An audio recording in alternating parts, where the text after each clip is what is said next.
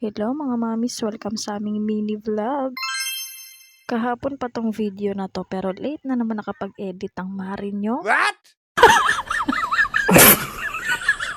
Pagkatapos ng mag-almusal ng batang to ay yan at nagkukulit na nga dito sa loob. Napakakulit nga dahil isinusuot nga sa ulo niya tong plastic. Kaya naman kinuha ko na nga sa kanya dahil napakakulit sobra. At ng mga oras na to ay papasok nga yung mga ate at kuya niya at ayan nagkukulit-kulit pa nga siya. Kinuha nga kasi niya yung clay na nilalaro nitong si Kuya Siljan niya. O diba napakakulit sobra. At ayan nanguha nga siya ng clay. Hindi pala niya kinuha, hiningi niya. Kahit nga sinabi kong wag dahil baka kainin ay yun, siya ang nanalo. Ay Diyos mio.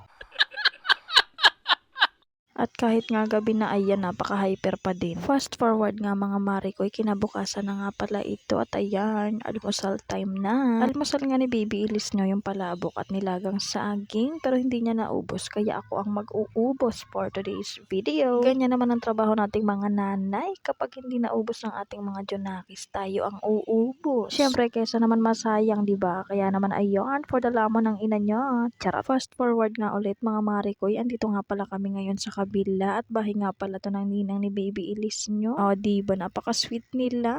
Kinakapatid nga pala yan ni Baby Elise, si Baby Franco. At halos magkaedad nga lang sila at medyo matanda lang ng konti si Baby Elise. Si Baby Elise nga ay pinanganak ng November at si Baby Franco naman pinanganak ng December. O diba, buwan lang naman pero ox na yon. At ayan, naglalaro nga sila nitong motor ni Baby Franco. Ewan ko saan sila magra-rides. Charot lang. Habang sila nga ay busy sa loob na naglalaro, ako naman dito sa labas nakatambay at nagbumuni-muni. Taray, nagbumuni-muni ang first son. Huy, sino ka dyan? At pagka-uwi nga namin, nagpalit lang ako ng damit dahil init na init ako sa suot ko. Imbis na maligo na lang, nagpalit lang. Ew. Charot lang. At ng mga oras na yan, tulog na nga si Baby Elise nyo at ito namang mari nyo ay magkakape pa nga kahit napakainit. Pagkatapos ko nga pala magsali ng kape, kukunin ko na sana yung thermos kaso wala palang laman. Kaya naman for the init nga ang person. At habang hinihintay ko nga kumulo yung tubig ay nagsandok nga muna ako ng aking kakainin. Dahil nagugutom na nga ako ng mga oras na yan ay Diyos mio. Walang ibang ginawa ang babae na ito kundi kumain ng kumain. Ay grabe ba?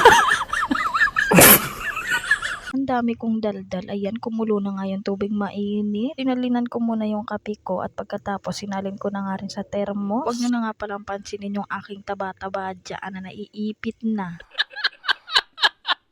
Pagkatapos ko naman ngang isalin yung tubig mainit sa termos, tinignan ko naman yung itsura ko sa camera. Grabe na pala yung itinaba ko mga marikoy. Dahil din siguro sa inject na ginagamit kong family planning. Nahiya nga rin siguro ako kaya ayan, tumaba nga ako. At grabe, hindi ko maintindihan kung uulan ba o iinit. Tingnan nyo naman kasi medyo makulimlim nga. At ayan, padakapi na nga ang first time. O diba, napakadaming alam. Kailangan pang videohan, magkakapi na lang. Kaya ayan, kinakagat na ng lamok. Huwag nyo nang pansinin ang bill. Grabe na ang laki. At yun lang. Bye!